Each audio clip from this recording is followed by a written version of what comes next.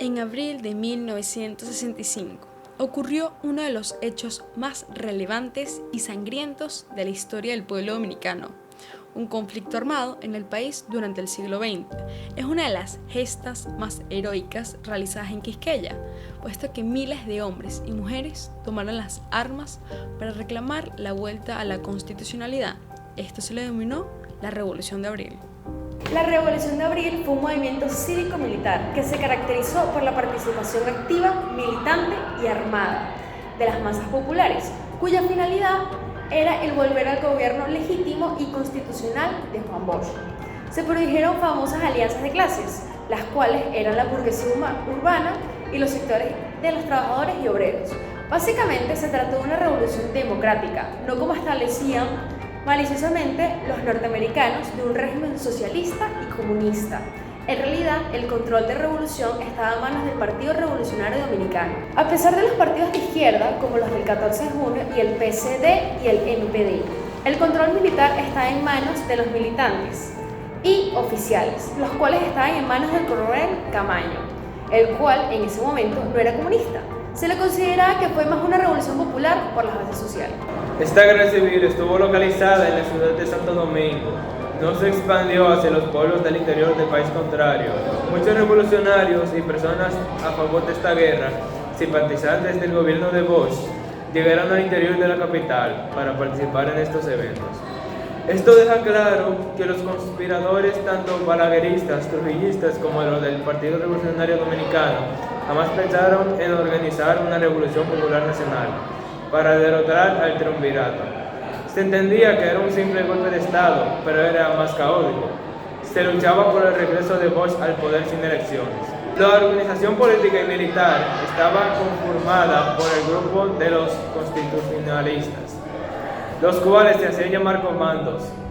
Estos estaban formados por civiles armados y militares constitucionalistas, los cuales provenían sectores de pequeños burgueses y obrero sumamente radicalizado.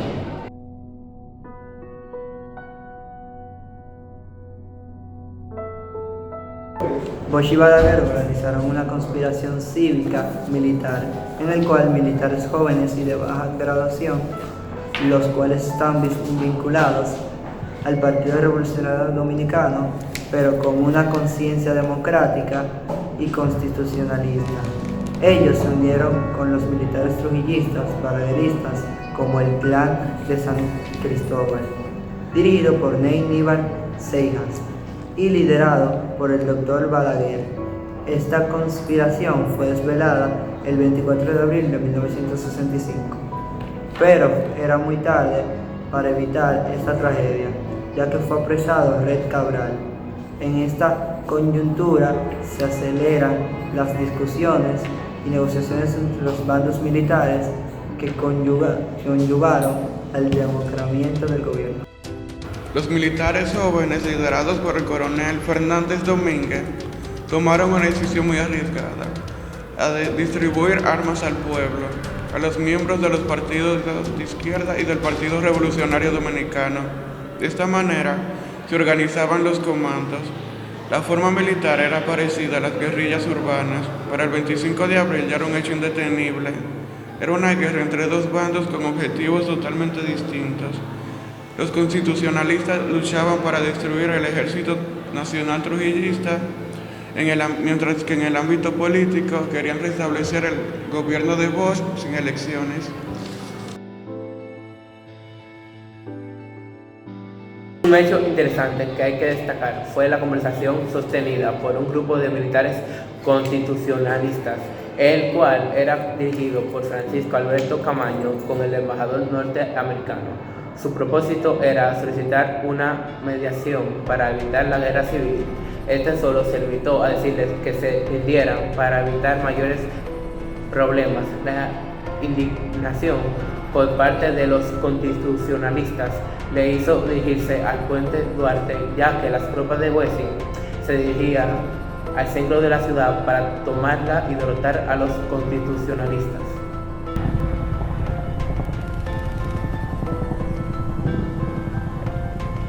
Se le conoce como una de las batallas más sangrientas, una victoria que costó la vida de muchos constitucionalistas, como norteamericanos. Una de las tantas consecuencias de esta revolución, la batalla en el Puente Duarte. La batalla consistió en la lucha de los constitucionalistas contra las tropas de Huessing, las cuales fueron derrotadas y obligadas a volver sobre sus pasos. Fue tan formidable tal encuentro, junto a la participación popular, que muy pronto el apartado militar regular quedó virtualmente desarticulado por las acciones militares del pueblo en armas. Fue tomada la fortaleza de Osama, en donde se encontraba en ese entonces la odiada Policía Nacional en su versión de los cascos blancos. Momento en que los constitucionalistas, los cuales ya habían derrotado en Santo Domingo a las tropas regulares, se preparaban para el ataque decisivo en San Isidro, base aérea en donde se encontraban las tropas dirigidas por Huessing y el general Benoit. Esos cobardes solicitaron a los Estados Unidos para una nueva intervención militar para evitar un supuesto gobierno comunista.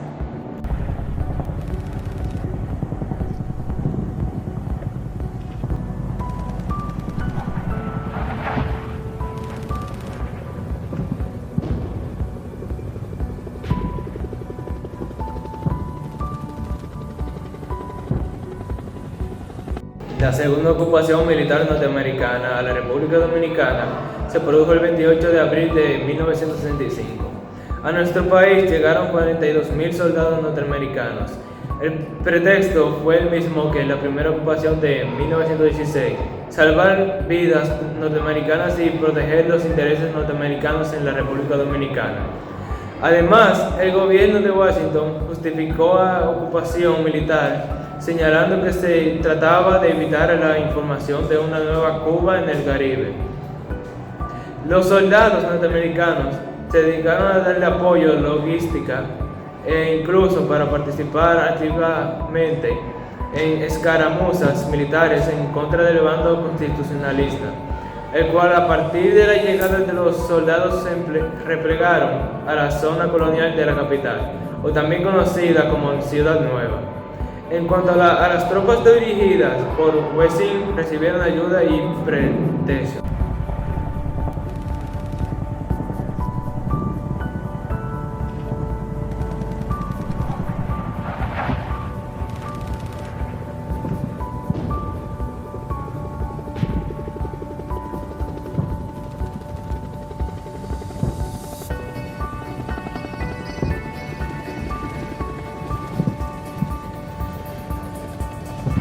De Balaguer, cuya base estaba ubicada en la base naval de San Isidro, instado por los ocupantes tomar la decisión de proclamar la formación de un gobierno militar llamado Gobierno de Reconstrucción Nacional, el cual era liderado por el general Inver Barreras.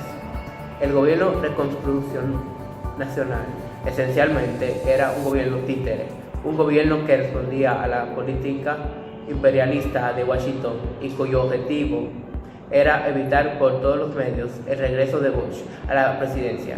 El fin era un gobierno extremadamente anticomunista formado por los Estados Unidos para manipular la política local. La presencia norteamericana obligó a los constitucionalistas a buscar una solución negociable a la crisis. Los norteamericanos intentaron en muchos momentos, particularmente en los meses de junio, derrocar militarmente a los constitucionalistas, quienes se encontraban en la zona colonial, pero los ataques fueron rechazados y muchos soldados norteamericanos cayeron bajo balas constitucionalistas.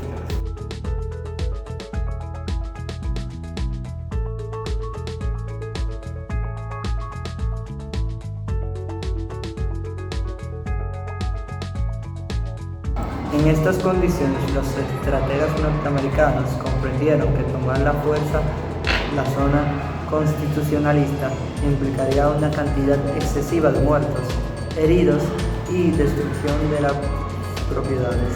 El hecho de que la revolución de abril no se expandiera a las zonas rurales del país, salvo el intento en San Francisco de Macorís por parte de algunos revolucionarios, por ende, se decidió mediante una salida negociable Cabe destacar que violaron dos leyes de la ONU. Mediante esta ocupación norteamericana, la ley 15 y 17, que básicamente decía que ninguna potencia puede llegar a otro territorio. Es un hecho incontrovertible que la constitución más importante de esta ocupación fue que se evitó el triunfo de la Revolución de Abril de 1965 y por supuesto se impidió el retorno a la constitucionalidad, la cual era la aspiración máxima del movimiento. Y cuéntame, Juventino, ¿cómo fue el desarrollo, el proceso en que se manejó este acuerdo, esta acta de reconciliación? Fue bastante intensa, ya que se tuvo que revisar varias veces. Incluso el general Antonio Imbert Barrera rechazó la nueva propuesta y amenazó con no dimitir a favor de García Godoy. ¿Y cómo era la posición de este general? Era bastante débil y preocupante. ¿Y cómo se vio reflejada las revelaciones hacia el gobierno de reconstrucción nacional? Fíjate que las atrocidades afectaron su imagen pública y su autoridad política a partir de una discusión de Estados Unidos de dejar de financiar tal gobierno hasta que se alcanzara un acuerdo. Y cuéntame cómo manejó el general Imbert el asunto de su renuncia con sus colegas, cómo lo afrontó con Estados Unidos, porque tengo la certeza de que no les llamó la atención tal decisión. Bueno, fíjate que Imbert se negó a discutir el tema de su renuncia, ya que temía lo peor en forma de que sus colegas de Estados Unidos tomaran esta situación. Temía lo peor y esto sucedió ya que García Godoy, el embajador de Estados Unidos ante la OEA, Bunker, fue junto al jefe de estación de la CIA a la casa de Imbert y dijo que el líder del GRN de que Estados Unidos no permitiría la desintegración militar de República Dominicana en manos de los comunistas. Los extremistas de ambos bandos trataron de sabotear el acuerdo. Los rebeldes atacaron las líneas F y P, mientras las fuerzas de Wilson dispararon con morteros contra la zona rebelde. Pero las tropas de Estados Unidos mostraron moderación. El 31 de agosto, Camayo firmó el acta de reconciliación, después de recibir una declaración por escrito de García Godoy. En ciertas partes del acuerdo, bastante ambiguo, se vio el movimiento de tropas, el desarme y la reintegración de los soldados rebeldes. Los jefes militares que habían servido a Imbert también firmaron el acta en nombre de GRN. El 3 de septiembre, García Godoy tomó el juramento de su cargo como presidente provisional, poniendo fin oficialmente a la Guerra de Abril.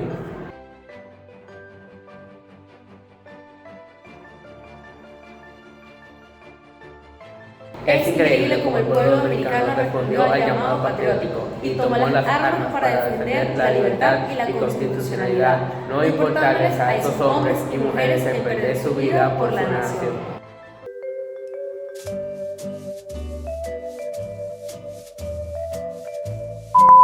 Como para... ¿Pero por qué tú haces eso? Hacia los pueblos del interior del país. ¡Juventino, no te entiendo!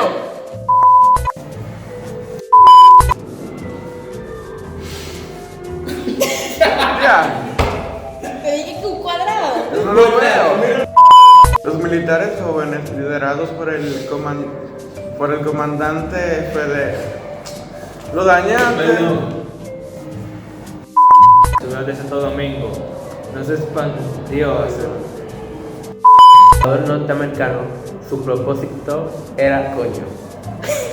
Era solicitar una medida de movimiento cívico-militar que se caracterizó por la participación. Paola, ¿qué pasó? Lo que respondía a la policía. Ah, es política, ok. ¿Pero por qué? Yo decía policía, what the fuck. ¿Cuál?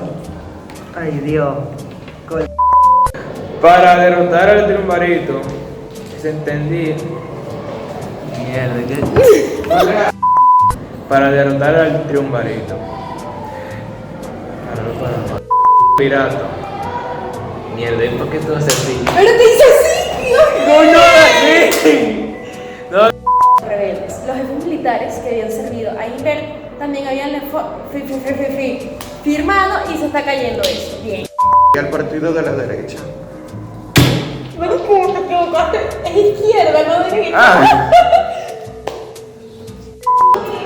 En esa. Ay, esa cobarde. militares jóvenes liderados por el comandante Fernández Domínguez. Sube, ya, sube. Marica, sube, ya. La decisión.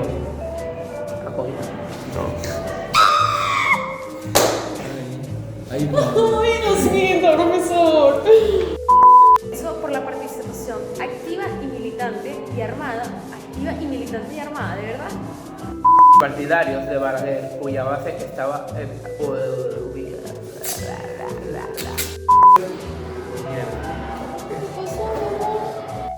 la cual tenían diferentes Objetivos.